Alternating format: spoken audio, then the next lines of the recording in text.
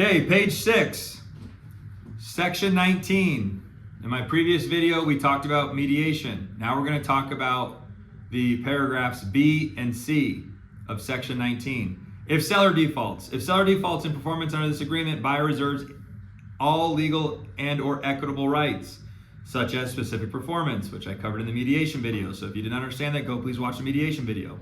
Against seller, and buyer may seek to recover buyer's actual damages incurred by buyer due to seller's default.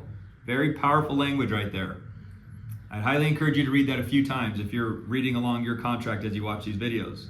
C, if buyer defaults in performance, this is a big one, okay? Because for a seller default, it's kind of difficult. Their levels of default are, I'm not going to sell the house. It's kind of hard for them to default.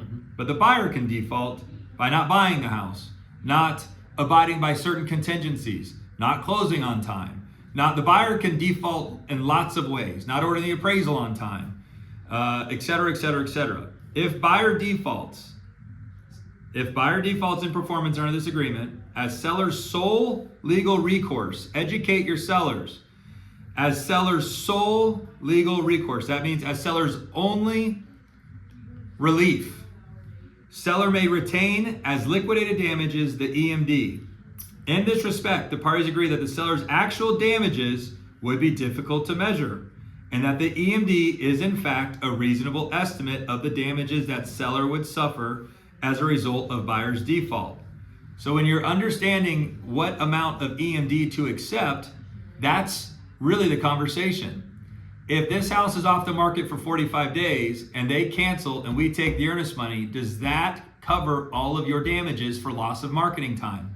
If they say no, $1,000 wouldn't, then that may be a good line to counter and say EMD to be $5,000, $7,000, $10,000, okay?